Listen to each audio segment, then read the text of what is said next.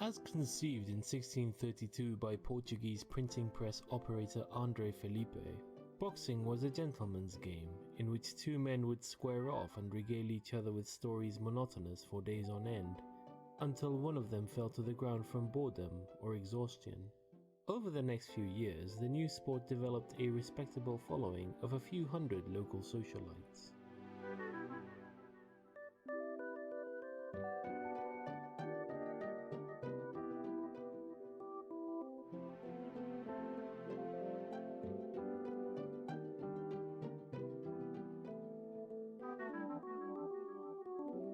It was Felipe's son, André Felipe, who developed what he called the punching strategy in 1637 after seeing a schoolboy strike another in anger, causing him to fall down. When André Felipe challenged the then champion, British expatriate Sleepless Bill Bishop, to a match, Bishop was the odds-on favourite. You can imagine his surprise when, while he was describing what he had had for breakfast that morning, André walked up and thumped him in the neck, sending him down for the count in the parlance of our time. While it was universally agreed that the boy had violated the spirit of the game, officials were unable to find any actual rule that punching violated, and were forced to let the victory stand. This upset caused an uproar in the boxing community large enough to spill over into local newspapers, which drew the interest of many outsiders to come see what all the fuss was about. The newcomers were enthralled to engage in these borderline barbaric displays of human strength and skill, and the rest is history. After a few spoiled sport school moms, single-minded about safety, added the padded gloves. Today's boxing enthusiasts fantasize about a newcomer that would rock the ring the way Felipe did. Calcification of the modern rule set has essentially locked the punching strategy into place, but it's easy to get caught up in the fantasy. Young scholars with big dreams often enter the ring with their crazy new trick, usually a variant of hypnosis, and though they've achieved the occasional victory, none of the gimmicks have been robust enough to make it to the big time.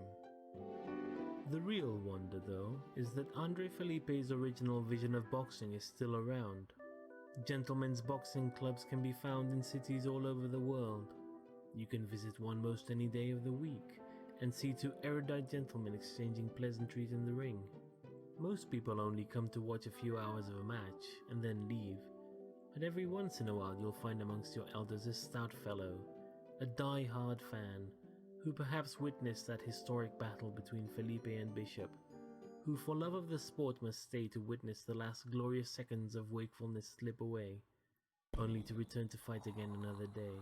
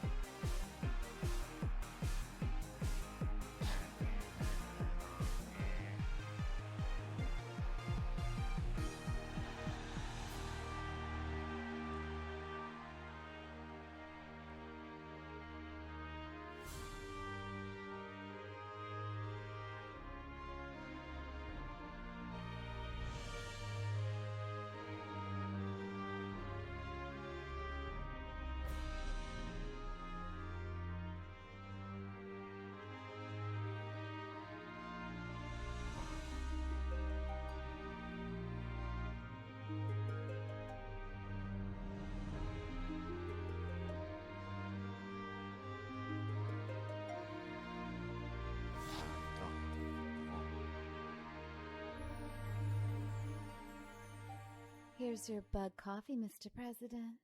Heavy on the cream.